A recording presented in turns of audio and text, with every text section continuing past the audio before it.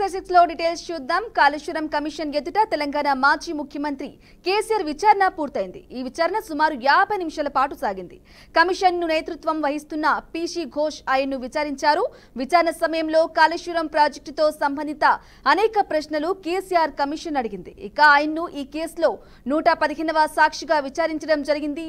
ఆయనతో పాటు మాజీ మంత్రి హరీష్ రావు కూడా ఉన్నారు. కమిషన్ మొత్తం 18 ప్రశ్నలు కేసీఆర్ ను విచారణలో అడిగింది. ఇక ఆనకట్టల నిర్మాణంపై నిర్ణయం ఎవరిదనే దానిపై కమిషన్ ప్రశ్నించనున్నట్లు సమాచారం. ఇదే విషయానికి సంబంధించి పూర్తి సమాచారం అందించడానికి మా ప్రతినిధి శ్రీనివాస్ అందిస్తారు. శ్రీనివాస్, తెలంగాణలోని కాళేశ్వరం ప్రాజెక్టుకు సంబంధించిన అవినీతి గురించి గత కొంతకాలంగా నూతన ప్రభుత్వం ఏర్పడ్డప్పటి నుంచి పెద్ద గందరగోళ పరిస్థితి నెలకొంది. దీనికి సంబంధించి ఇప్పటికే వివిధ హోదాలో ఉన్నటువంటి వారిని కూడా ప్రశ్నించడం జరిగింది. ఇదే విషయానికి సంబంధించి చూసినట్లయితే నేడు కాళేశ్వరం సంబంధించినటువంటి కమిషన్ ముందు, గోయల్ సంబంధించినటువంటి కమిషన్ ముందు మాజీ ముఖ్యమంత్రి కేసీఆర్ హాజరవడం జరిగింది. దీనికి సంబంధించి 50 నిమిషాల పాటు కూడా కమిషన్ వాళ్ళని ప్రశ్నించడం కూడా జరిగింది. పూర్తి స్థాయిలో చూసినట్లయితే 115వ వ్యక్తిగా విచారిస్తున్నట్లు కూడా కమిషన్ తేల్చి చెప్పింది. దీనికి సంబంధించి కేసీఆర్ తో పాటు హరీష్ రావు కూడా మాజీ మంత్రి కూడా అక్కడ ఉన్నటువంటి పరిస్థితి. ఇది తెలంగాణలో జరుగుతున్నటువంటి కాళేశ్వరం ప్రాజెక్టు సంబంధించినటువంటి గందరగోళ పరిస్థితిలోని గత కొంతకాలంగా తెలంగాణలోని పెద్ద ఎత్తున ఒక చర్చ జరుగుతున్న క్రమంలో ఈనాడు కేసీఆర్ కాళేశ్వరం ప్రాజెక్టు కమిషన్ ముందు బీఆర్కే భవన్ లోని హాజరు కావడం పెద్ద ఎత్తున సంబంధించినటువంటి ఎవరికి అభిమానులు కూడా పెద్ద ఎత్తున బీఆర్కే భవన్ కు ముట్టడించడం జరుగుతుంది. దీనికి సంబంధించినటువంటి ముందస్తుగానే పోలీసులు తన చర్యలు కూడా తీసుకున్నారు. ఇది తెలంగాణలోని గత కొంతకాలంగా రాజకీయ చర్చ కావచ్చు, అవినీతికి సంబంధించినటువంటి విషయాలే కావచ్చు, ఆ చర్చ జరుగుతున్నటువంటి పరిస్థితి. ఈనాడు కేసీఆర్ నాడు చేసినటువంటి అనేక అభివృద్ధి పథకాల్లో భాగంగానే కాళేశ్వరం కట్టాము, దీనికి సంబంధించినటువంటి కేబినెట్ అప్రూవల్ తోటే కట్టడం కూడా జరిగిందని కూడా కమిషన్ ముందు సమాధానం చెప్పడం జరిగింది. పూర్తి స్థాయిలో ఉన్నట్లయితే 150 పేజీలతో కలిగినటువంటి ఒక బుక్ కూడా కమిషన్ కు అందజేయడం జరిగింది. ఆ కమిషన్ చేసినటువంటి ప్రశ్నలకు సమాధానం చెప్తూ కూడా అనేక ప్రాజెక్టులు కూడా ప్రజల ప్రయోజనాల కొరకు అప్పటి ఉన్నటువంటి కేబినెట్ అప్రూవల్ కు సంబంధించిన విషయాలు మాత్రమే చెప్పడం జరిగిందనేదే ఇక్కడ పూర్తి స్థాయిలో కమిషన్ ముందు హాజరైనటువంటి కేసీఆర్ చెప్పినటువంటి అనేక విషయాలు కూడా స్పష్టమైనటువంటి పరిస్థితి. గతంలో చూసినట్లయితే అనేక ప్రాజెక్టులు అప్రూవల్ సంబంధించినటువంటి కేబినెట్ విషయాలే కాకుండా అక్కడ ఉన్నటువంటి మంత్రివర్గం కూడా అక్కడ ఆమోదం తెలిపినప్పుడు మాత్రమే జరిగిందనేది స్పష్టంగా చెప్పినటువంటి పరిస్థితి. 50 నిమిషాల పాటు అనేక విషయాలు కమిషన్ ప్రశ్నించిన క్రమంలో కూడా పూర్తి స్థాయిలోని అన్ని సమాధానం చెప్పినటువంటి కేసీఆర్ తిరిగి వెనుదిరిగినటువంటి పరిస్థితి. ఇది బీఆర్కే భవన్ లో జరిగినటువంటి కాళేశ్వరం ప్రాజెక్టు సంబంధించిన కమిషన్ ముందు, గోయల్ ముందు జరిగినటువంటి విషయాలకు సంబంధించినటువంటి చర్చ ఈ రోజు పెద్ద ఎత్తున ఉదయం నుంచి సాయంత్రం వరకు హైదరాబాద్ కేంద్రంగా బీఆర్కే భవన్ లోని పెద్ద ఉద్రిక్తత నెలకొన్నటువంటి పరిస్థితి. తెలంగాణలో జరిగినటువంటి కాళేశ్వరం ప్రాజెక్టు అవినీతిపై జరిగినటువంటి నోటీసు ఇచ్చడంతో ఇక్కడికి కేసీఆర్ ని ప్రశ్నించి పూర్తి స్థాయిలోని అక్కడ ఉన్నటువంటి విషయాలను కూడా కమిషన్ పూర్తిగా ఇక్కడ డేటా కూడా తీసుకోవడం జరిగింది. వారితో పాటు హరీష్ రావు కూడా ఉన్నట్టు జరిగింది. ఇది తెలంగాణ కాళేశ్వరం ప్రాజెక్టు సంబంధించిన అవినీతికి సంబంధించినటువంటి నేడు కేసీఆర్ హైదరాబాద్ లోని ఆఫీస్ ముందు హాజరు కావడం తాజా సమాచారం. Right Srinivas, thank you for the updates. Telangana మంత్రివర్గ విస్తరణపై దాదాపు క్లారిటీ వచ్చింది. 2 రోజుల పాటు ఢిల్లీలో బిజీగా గడిచిన సీఎం రేవంత్ రెడ్డి హైదరాబాద్ చేరుకున్నారు. నూతనంగా ప్రమాణం చేసిన మంత్రులతో పాటు మిగతా వారికి శాఖలు కేటాయించనున్నారు. రేవంత్ రెడ్డి దగ్గర ఉన్న 11 శాఖలు ఇతరులకు ఇచ్చేందుకు సీఎం నిర్ణయించారు. ఈ నేపథ్యంలో కొత్త మంత్రులకు కీలక శాఖలు అప్పగించే అవకాశం ఉంది. అయితే ఢిల్లీ వెళ్లిన డిప్యూటీ సీఎం బట్టి మంత్రి ఉత్తమ్లకు కూడా కొత్త శాఖలు కేటాయించే ఛాన్స్ ఉన్నట్లు తెలుస్తోంది. ఈ విషయం మీద మరింత సమాచారం మా ప్రతినిధి రాజు అందిస్తారు. రాజు, చెప్పండి, ఏం జరుగుతుంది అక్కడ? ఢిల్లీలో మాత్రం తెలంగాణ రాజకీయాలకు సంబంధించి వాదివేడి చర్చతో సాగుతున్నటువంటి పరిస్థితి. మంత్రివర్గ విస్తరణ తర్వాత మొట్టమొదటిసారి సీఎం రేవంత్ రెడ్డి పూర్తి స్థాయిలో ఢిల్లీకి పయనమైనటువంటి పరిస్థితి. ఢిల్లీ పెద్దలతో పార్టీ హైకమాండ్ లో ఉన్నటువంటి మరికొంతమంది కీలక నేతలతో వరుస భేటీలు కావచ్చు, వరుస సమావేశాలు పూర్తిస్థాయిలో తెగ హీట్ ని పుట్టిస్తున్నటువంటి పరిస్థితి. మంత్రివర్గ విస్తరణకు సంబంధించి మొన్నటికి మొన్న 6 మంత్రి పదవులకు గాను 3 మంత్రి పదవులను ప్రభుత్వం భర్తీ చేసింది. ఈ క్రమంలో నూతన మంత్రులకు శాఖల కేటాయింపు కావచ్చు, ఉన్న మంత్రులకు సంబంధించినటువంటి ఆ శాఖల మార్పులు చేర్పులకు సంబంధించినటువంటి వివరాలకు సంబంధించి కావచ్చు, పూర్తి అంశాలకు సంబంధించి పార్టీ పెద్దలతో ఆయన సుదీర్ఘంగా చర్చలు జరిపినటువంటి పరిస్థితి. అస్థిర నుంచి పిలుపు వచ్చినటువంటి నేపథ్యంలో డిప్యూటీ సీఎం ఉన్నటువంటి మల్లు భట్టి విక్రమార్కతో పాటు మంత్రి ఉత్తమ్ కుమార్ సైతం ఢిల్లీకి పయనమైనటువంటి పరిస్థితి. అయితే తన దగ్గర ఉన్నటువంటి శాఖలకు సంబంధించినటువంటి అంశాలకు సంబంధించి నూతనంగా ఎన్నిక కాబడినటువంటి మంత్రులకు కేటాయించడంతో పాటు ఉన్న మంత్రుల్లో ఉన్నటువంటి కొన్ని శాఖలకు సంబంధించిన మార్పులు చేర్పులు చేసే దిశగా ఆయన కొన్ని సూచనలు చేశాడు. హైకమాండ్ ఆదేశాల మేరకు ఈ నిర్ణయం తీసుకున్నట్టుగా తెలిసింది. తన దగ్గరటువంటి 11 శాఖలకు సంబంధించి కూడా పూర్తి స్థాయిలో ఇతర మంత్రులకు కూడా అప్పచెప్పే అవకాశాలు మనకు స్పష్టంగా కనిపిస్తున్నాయి. ఇప్పటికే బట్టి విక్రమార్కతో పాటు అదేవిధంగా మంత్రి ఉత్తమ్ కుమార్ రెడ్డి కూడా తమ శాఖల కేటాయింపుతో పాటు వేరే శాఖల అంతకట్టిన ప్రయత్నంలో భాగంగా ఈ ఢిల్లీ ప్రయాణం మాత్రం కాస్త ప్రాధాన్యత సంతరించుకున్నటువంటి పరిస్థితి మనం చూస్తున్నాం. రైట్. ప్రకాశం జిల్లా పొదిలిలో మాజీ సీఎం జగన్ పర్యటనలో ఉద్రిక్తత నెలకొంది. జగన్ పర్యటనను వ్యతిరేకిస్తూ టీడీపీ కార్యకర్తలు పెద్ద ఎత్తున నినాదాలు చేశారు. ఈ నేపథ్యంలో వైసీపీ టీడీపీ కార్యకర్తల మధ్య వాగ్వాదం చోటు చేసుకుంది. గొడవను ఆపేందుకు ప్రయత్నించిన కానిస్టేబుళ్లకు గాయాలయ్యాయి. పోలీసులు రంగప్రవేశం చేసి ఇరు పార్టీల కార్యకర్తల గొడవను అదుపు చేశారు. కాగా జగన్ పర్యటన విషయంలో కూటమి ప్రభుత్వం నిర్లక్ష్యం వ్యవహరిస్తుందని వైసీపీ నేతలు ఆరోపిస్తున్నారు. ఇక దీనిపై మరింత సమాచారాన్ని మా ప్రతినిధి భార్గవ్ అందిస్తారు. భార్గవ్.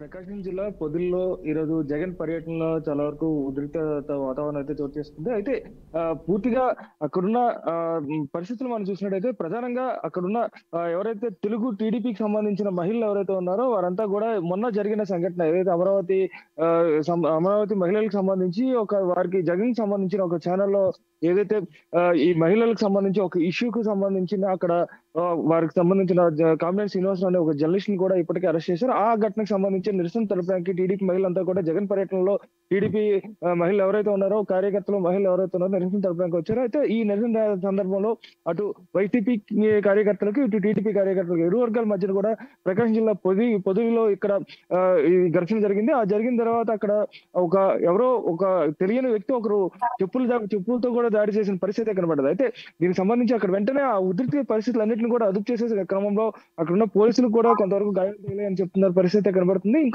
మరోవైపు దీనికి సంబంధించి ఇప్పటికే మంత్రి నారా లోకేష్ కూడా స్పందించారు. అయితే అక్కడ ఏదైతే అమరావతి మహిళలకు సంబంధించి ఏదైతే అనుచిత వ్యాఖ్యలు చేసిన సందర్భంలో జగన్ దగ్గరికి సామరస్యంగా నిరసన తెలుపుతున్న మహిళలు ఏదైతే టీడీపీకి సంబంధించిన మహిళలు సామరస్యంగా నిరసన తెలుపుతామని వెళ్తే వారిని రెచ్చగొట్టే ప్రయత్నంలోనే ఇదంతా జరిగిందంటూ మంత్రి నారా లోకేష్ చెప్తున్నారు. అంతేకాకుండా అటు తన తల్లికి కానీ చెల్లికి కానీ ఆయన ఎటువంటి న్యాయం చేయకుండా చాలా వరకు కూడా బయట ఎన్నో రకాల అన్యాయం చేశారు. ఖచ్చితంగా ఆయన దీనికి సంబంధించి క్షమాపణలు చెప్పాలంటూ కూడా మంత్రి నారా లోకేష్ అంతవరకు కూడా దీనిపైన ఇప్పుడే స్పందించి వెంటనే జగన్ పైన తీవ్ర స్పందించి పరిస్థితి కనుక. అంతేకాకుండా ఈ సంఘటన ఏదైతే ఈ తాజా సంఘటనకు సంబంధించి కూడా ఎవరైతే దీనికి పాల్పడ్డారో ఖచ్చితంగా వారిపైన కఠినమైన చర్యలు తీసుకుంటామని కూడా చెప్తున్న పరిస్థితి కనుక. మరోవైపు ఏదైతే వైసీపీ వర్గాలు ఎవరైతే ఉన్నారో ఇదంతా కూడా టీడీపీ కుట్ర. ఖచ్చితంగా టీడీపీ వర్గాలన్నీ కూడా మహిళలను అడ్డం పెట్టుకుని మహిళలతోనే టీడీపీ మహిళలను అడ్డం పెట్టుకుని ఇదంతా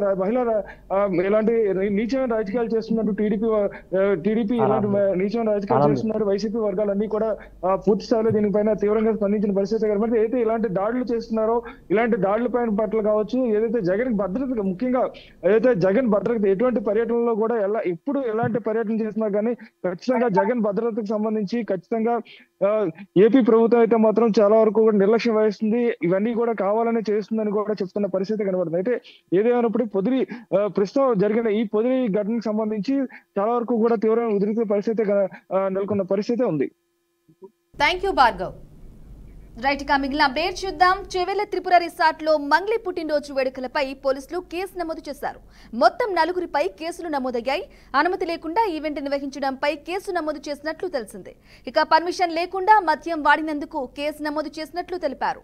ఇక మంగ్లీతో పాటు resort assistant manager Ramakrishna, event manager Megharaj, Damodar రెడ్డిలపై కూడా కేసు పెట్టారు. దామోదర్ రెడ్డికి గంజాయి టెస్టులో పాజిటివ్ కూడా వచ్చినట్లు గుర్తించారు. ఎన్డీపీఎస్ యాక్ట్ కింద పోలీసులు కేసు నమోదు చేశారు. ఇదే విషయానికి సంబంధించి పూర్తి సమాచారం అందించడానికి మా ప్రతినిధి సాల్మన్ రాజు అందిస్తారు. సాల్మన్ రాజు. చేవెళ్లలో ఒక రిసార్ట్ లో మంగ్లీతో పాటు 48 మంది ఆ రిసార్ట్ లో పాల్గొన్నారు.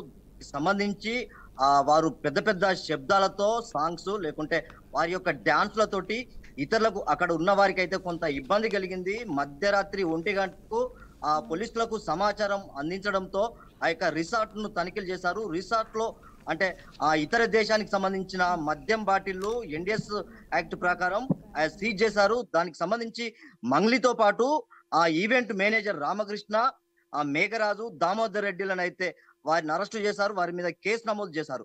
అంటే సుమారు దీంట్లో 48 మంది పాల్గొన్నారు. అంటే మనం ఎక్కడ చూసినా ఏదైనా రిసార్ట్ లో ఆ ఏదైనా ఆ ఈవెంట్ కనుక జరిగితే దానికి సంబంధించి పర్మిషన్ కూడా తీసుకోరు. దానికి సంబంధించి దాంట్లో ఆ పెద్ద పెద్ద రాజకీయ నాయకులు కానీ లేకుంటే సినీ సంబంధించిన పారిశ్రామికవేత్తలు కానీ వీళ్ళందరూ పాల్గొంటారు. దీంట్లో భాగంగా ఒక మంగ్లీ పుట్టినరోజు వేడుకల్లో మాత్రం కొంత అపశృతి చోటు చేసుకుందని చెప్పవచ్చు. ఎందుకంటే వారు ఆ పర్మిషన్ లేకుండా దానికి సంబంధించి ఆ మద్యం బాటిల్ కానీ లేకుంటే డ్యాన్స్ కానీ పెద్ద ఎత్తున సౌండ్స్ పెట్టడంతో ఇతరులకు కొంత డిస్టర్బ్ రావడంతో దానికి సంబంధించి కంప్లైంట్ చేశారు. మధ్యరాత్రి పోలీసులు వచ్చి తనిఖీలు చేసిన వెంటనే అక్కడ మొత్తం ఇదంతా బయటపడ్డది. ఖచ్చితంగా మనం ఎక్కడ చూసుకున్నా రిసార్ట్లు చూసుకున్నట్లయితే ఇప్పుడు ఆ తెలంగాణ వ్యాప్తంగా ఎక్కడ చూసినా రిసార్ట్ల పేరుతోటి ఆ ఈవెంట్లు నిర్వహిస్తున్నారు. ఆ ఈవెంట్లకు సంబంధించి ఎక్కడ కానీ పర్మిషన్ ఉండదు. దానికి సంబంధించి పర్మిషన్ ఉండకపోవడంతో పాటు ఇతర దేశాలకు సంబంధించిన మద్యం వాడడంతో పాటు అది ఖచ్చితంగా పర్మిషన్ ఉండండి. ఎన్డీఎస్ యాక్ట్ ప్రకారం ఆ యొక్క మద్యం బాటిల్ వాడడం తోటి ఆ కేసు నమోదైతే చేశారు. ఎవరైతే దామోదర్ రెడ్డి ఉన్నాడో దామోదర్ రెడ్డిని చెక్ చేయగా అతను గంజాయి సేవించినట్లు దానికి సంబంధించి దానికి బయటపడ్డది. ఖచ్చితంగా ఎక్కడైనా రిసార్ట్ జరిగినట్లయితే ఖచ్చితంగా వారు గంజాయి కానీ లేకుంటే డ్రగ్స్ కానీ తీసుకునే వారు చాలా మంది ఉంటారు. ఖచ్చితంగా తెలంగాణ ప్రభుత్వం మాత్రం ఇలాంటి వాటి మీద సీరియస్ యాక్షన్ తీసుకుంటుంది. ఖచ్చితంగా ఇలాంటి రిసార్ట్లలో ఈ గంజాయి కానీ లేకుంటే ఆ ఇతర దేశాలకు సంబంధించిన వాటిని వాడితే ఖచ్చితంగా పోలీసులు దీని మీద కఠిన చర్యలు అయితే తీసుకుంటున్నారు. చేవేళ్లలో ఇలాంటి రిసార్ట్లు చాలా ఉన్నాయి. మంగ్లీ పుట్టినరోజు వేడుకల్లో చాలా మందిని అంటే దీనికి సంబంధించి ఆ నటి దేవిక కూడా ఉంది. అదే విధంగా దీంట్లో ఆ సినీ రచయిత కాసర్ల మహేష్ వరంగల్ జిల్లాకు సంబంధించిన రచయిత తను కూడా అందులో ఉన్నట్టయితే సమాచారం ఉంది. 48 మందిలో ఇంకా ఎవరెవరి అయితే పేర్లు బయటికి రాలేదో వీళ్ళైతే కొంత ప్రముఖంగా, ఎందుకంటే ఆ సినీ నటికి సంబంధించిన దేవిక గాని సినీ రచయిత మహేష్ పేర్లు మంగ్లీతో పాటు అంటే వీరి ముగ్గురు పేర్లు అయితే వచ్చాయి. ఆ ఈవెంట్ కి సంబంధించిన వారి పేర్లు కూడా ఆ కేసు నమోదైతే చేయడం జరిగింది. ఇంకా 48 మందిలో ఎవరెవరి పేర్లు అయితే ఉన్నాయో ఇలాంటి ఆ రిసార్ట్ల పైన ఇది ప్రభుత్వం అయితే సీరియస్ గా ఉంది. ఆ డ్రగ్స్ నిర్మూలనకు లేకుంటే గంజాయి నిర్మూలనకు ఆ రాష్ట్ర పోలీసు యంత్రాంగం అయితే అది ఎక్కడికక్కడ చెక్ చేసి ఇలాంటి సంఘటనలు జరిగితే ఖచ్చితంగా వాటి మీద చర్యలు తీసుకునేందుకు మాత్రం పోలీస్ శాఖ సిద్ధంగా ఉంది. మంగ్లీ పుట్టినరోజు వేడుకల్లో ఇలా గంజాయి మత్తు లేకుంటే ఆ ఇతర మద్యం బాటిల్లు ఇతర దేశానికి సంబంధించిన వాటిని వాడడంతో పాటు దానికి సంబంధించి అయితే కేసు నమోదైంది. Right Salman Raju, thank you for the updates. Obulapuram అక్రమ మైనింగ్ కేసులో గాలి జనార్దన్ రెడ్డికి ఊరట లభించింది. అక్రమ మైనింగ్ కేసులో 4 దోషులకు తెలంగాణ హైకోర్టు బెయిల్ మంజూరు చేసింది. గాలి జనార్దన్ రెడ్డితో పాటు ఆయన పిఏ అలీఖాన్, బిఏ శ్రీనివాస్ రెడ్డి, రాజగోపాల్కు బెయిల్ ఇచ్చింది. వారికి నాంపల్లి సిబిఐ కోర్టు విధించిన 7 ఏళ్ల జైలు శిక్షను సస్పెండ్ చేస్తూ బెయిల్ ఇచ్చింది. వారంతా దేశం విడిచి వెళ్లరాదని, 10 లక్షల రూపాయల సొంత పూచీకత్తు సమర్పించాలని షరతు విధించింది. దీని మీద మరింత సమాచారం మా ప్రతినిధి రాజేంద్ర అందిస్తారు. రాజేంద్ర, చెప్పండి. Thank you. దేశవ్యాప్తంగా సంచలనం సృష్టించిన ఓబులాపురం మైనింగ్ అక్రమ కేసు వ్యవహారం చిలికి గాలివాలన మారిన పరిస్థితి ఏర్పడేది. మొత్తం మీద న్యాయస్థానాల మధ్య వాదోపాదాలు జరిగిన నేపథ్యంలో నాంపల్లి సిబిఐ కోర్టు దోషులకు 7 ఏళ్లు జైలు శిక్ష విధించింది. దీనికి తెలంగాణ హైకోర్టు స్టే విధించడంతో పాటు గాలి జనార్దన్తో పాటు మరో 3 కూడా బెయిల్ మంజూరు చేసింది. 10 లక్షల చొప్పున 2 షూరిటీలు సమర్పించి బెయిల్ ఇచ్చారు. ఇదే విధంగా విదేశాలకు వెళ్లరాదని అతని గాలి జనార్దన్ పాస్పోర్ట్ కూడా పోలీస్ శాఖకు సరెండర్ చేయాలని కూడా హైకోర్టు ఆదేశించడం జరిగింది. పోలీస్ నిబంధనల మేరకు బెయిల్ అనుసరించి గాలి జనార్దన్ వ్యవహరించాలని, ఎలాంటి అనుమతి లేకుండా విదేశాలకు వెళ్లరాదని కూడా హైకోర్టు నిర్దిష్టమైన ఆదేశాలు జారీ చేసింది. ఏదేమైనా దేశవ్యాప్తంగా సంచలనం సృష్టించిన అక్రమ మైనింగ్ వ్యవహారం మాత్రం లో అనేక మలుపులు తిరిగి చివరకు అంటే సిబిఐ కోర్టు జైలు శిక్ష విధించే పరిస్థితికి వచ్చింది. దీనిని పునఃపరిశీలించిన నేపథ్యంలోనే తెలంగాణ హైకోర్టు గాలి జనార్దన్ రెడ్డితో పాటు అతని పిఏ అలీఖాన్ కు మరో 3 ఇద్దరికి కూడా బెయిల్ మంజూరు చేసినతో గాలి జనార్దన్ రెడ్డికి ఊరట లభించిందనే భావించాలి. ముందు ఎలాంటి పరిణామాలు చోటు చేసుకుంటాయనే ఒక ఉత్కంఠ పరిస్థితి కూడా ఏర్పడ్డాయి. Okay right, thank you Rajendra. AP Congress లో గందరగోళం కొనసాగుతుంది. హస్తం నేతల మధ్య వరుస వివాదాలు బయట పడుతూనే ఉన్నాయి. నిన్న కడపలో షర్మిలకు వ్యతిరేకంగా కొంతమంది జిల్లా నేతలు ఆందోళనకు దిగారు. తాజాగా అనంతపురం జిల్లా కాంగ్రెస్ పార్టీ సమావేశంలో రగడ నెలకొంది. తనను స్టేజిపైకి పిలవలేదని గుంతకల్ నేత ప్రభాకర్ రావు ఆందోళనకు దిగారు. తనను అవమానపర్చారంటూ ఏపీసీసీ చీఫ్ షర్మిల ముందే నిరసనకు దిగడం సంచలనంగా మారింది. దీంతో షర్మిల స్టేజి దిగి కిందకు దిగివచ్చారు. కార్యకర్తలతో పాటు కింద కూర్చున్న షర్మిల సమావేశం అయిపోయే వరకు అక్కడే కూర్చున్నారు. ఇక దీనిపై మరింత సమాచారాన్ని మా ప్రతినిధి ప్రకాష్ అందిస్తారు. ప్రకాష్. ఆంధ్రప్రదేశ్ కాంగ్రెస్ పార్టీలో వరుసగా కొనసాగుతున్న అంతర్గత ఘర్షణలు ఇప్పుడు మరింత స్పష్టంగా బయటపడుతున్నాయనే మనం చెప్పుకోవచ్చు దేవిక. అయితే ఒకవైపు పార్టీ పునర్నిర్మాణం కోసం కొత్త శక్తిని తీసుకురావాలంటూ యత్నాలు జరుగుతుండగా, మరొక వైపు జిల్లాలో పార్టీ నాయకులు మధ్య సమన్వయం లేకపోవడంతో వారి మధ్య ఘర్షణలు అయితే ముదిరిపోతున్నాయి అయితే మనం చెప్పుకోవచ్చు. అయితే చూసుకున్నట్లయితే తాజాగా అనంతపురంలో జరిగిన విషయానికి వస్తే, ఈ రోజు అనంతపురంలో జిల్లా కాంగ్రెస్ విస్తృత స్థాయి సమావేశం అయితే ఒక రకమైన రసావాస అయితే నెలకొందని అయితే చెప్పుకోవచ్చు. ఏపీసీసీ చీఫ్ వైఎస్ షర్మిల కార్యక్రమానికి అయితే హాజరయ్యారు. అయితే గుంతకల్ నియోజకవర్గానికి ఇన్ఛార్జ్ గా ఉన్న కావలి ప్రభాకర్ కు వేదిక పైన కుర్చీ ఇవ్వకపోవడం వల్ల ఆయన ఆగ్రహం వ్యక్తం చేశారు. అయితే స్టేజ్ పైన నుంచి ఆయన్ని పిలవలేదంటూ షర్మిల సమక్షంలోనే కింద కూర్చొని ఆయన నిరసన అయితే తెలిపిన పరిస్థితి అయితే ఉంది దేవిక. ఇక్కడ చూసుకున్నట్టయితే ఒక్కసారిగా అందరి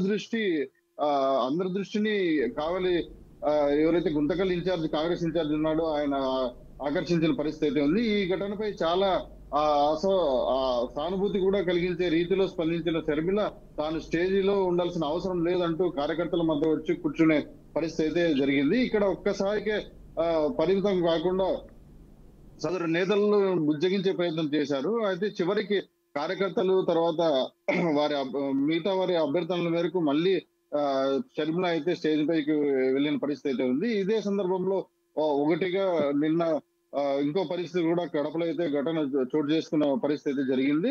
కడపలో పిసిసి చీఫ్ ఎవరైతే షర్మిల ఉన్న పర్యటన నేపథ్యంలోనే పిఐసిసి సభ్యురాలైన శుంకర పద్మశ్రీ అనుచరులు వ్యతిరేకంగా సమావేశాలు అయితే నిర్వహించిన పరిస్థితి అయితే ఉంది దేవిక. అయితే తాజాగా కడప ఐఎంఏ హాల్లో అసమ్మతివాది నాయకులతో సమావేశం అయిన పద్మశ్రీకి షర్మిల అనుచరులు ఎవరైతే ఉన్నారో అభ్యంతరం చెప్పడంతో అక్కడ ఒక ఉధృత వాతావరణం అయితే చోటు చేస్తుందని చెప్పుకోవాలి దేవిక. అక్కడ చూసుకున్నట్లయితే వాగ్వాదం తర్వాత తోపులాటలు పూర్తి స్థాయికి అయితే చేరిన పరిస్థితి అయితే ఉంది దేవిక. మనం చూసుకున్నట్టయితే సామాజికంగా ఒకసారి మనం చూస్తే ఇది ఒక నేతలలో గందరగోళం మాత్రమే కాదు, మొత్తానికి పార్టీ దిశానిర్దేశంగా మారే అంశం కూడా మనకు కనిపించే పరిస్థితి ఉంది. అయితే వర్గ వాగ్వాదం, గుంపుల రాజకీయం ఇవన్నీ తెరపైకి వచ్చే పరిస్థితి అయితే ఉందని అనిపిస్తుంది దేవిక. అయితే ఎవరైతే షర్మిల కొత్తగా ఎనర్జీ తీసుకురావాలంటూ ప్రయత్నిస్తున్న క్రమంలో జిల్లా స్థాయిలోనే అనేక మంది నేతలు ఇంకా మునుపటి వర్గవాదులుగానే కట్టుబడి ఉన్నట్లు మనకైతే స్పష్టమవుతుంది. ఏవైతే మునుపటి వాళ్ళ మీటింగ్లు వాళ్ళు ఎలాగైతే వాళ్ళు జరుపుకున్నారో కాంగ్రెస్ మీటింగ్ లో, అలాగే ఇప్పుడు కూడా వాళ్ళు కలిసిపోకుండా విడిపోయే పరిస్థితి కనపడుతుంది. కాంగ్రెస్ అయితే ప్రజల్లో ఆసక్తిని అయితే ఉన్నప్పటికీ ఈ విధమైన అంతర్గత రగడల కారణంగా పార్టీ పెద్ద ఎత్తున నష్టపోయే పరిస్థితి కూడా కనపడుతుంది. ఒకవైపు బలమైన ప్రతిపక్షంగా మారాలనే సంకల్పంతో షర్మిలాను ముందుకు తీసుకొచ్చిన కాంగ్రెస్ ఇప్పుడు మరోవైపు నేతల మధ్య కోపాలు, అసంతృప్తులు బహిరంగంగా బయటపడడంతో పార్టీ శ్రేణుల మధ్యలో కూడా చాలా గందరగోళం అయితే నెలకొనే పరిస్థితి అయితే ఉంది దేవిక. మనం చూస్తున్న పరిస్థితి అయితే కాంగ్రెస్ కి ఇది ఒక పెద్ద హెచ్చరికనే చెప్పుకోవచ్చు. అసమ్మతివాదులను నడిపించే నేతలు కూడా పార్టీ కోసం కలిసి పనిచేయాలనే ఉద్దేశంతోనే ముందుకు రావాలి, లేకపోతే ప్రజల్లో నమ్మకం సంపాదించడం చాలా కష్టమయ్యే పరిస్థితి అయితే ఏపీలో అయితే కాంగ్రెస్ వాదులకైతే కనపడుతుంది Devika. Right, thank you Prakash. Right, ఇక ఇవి ఇప్పటివరకు నా 6 updates. Keep watching BRK news. తెలుగుడి సత్తా.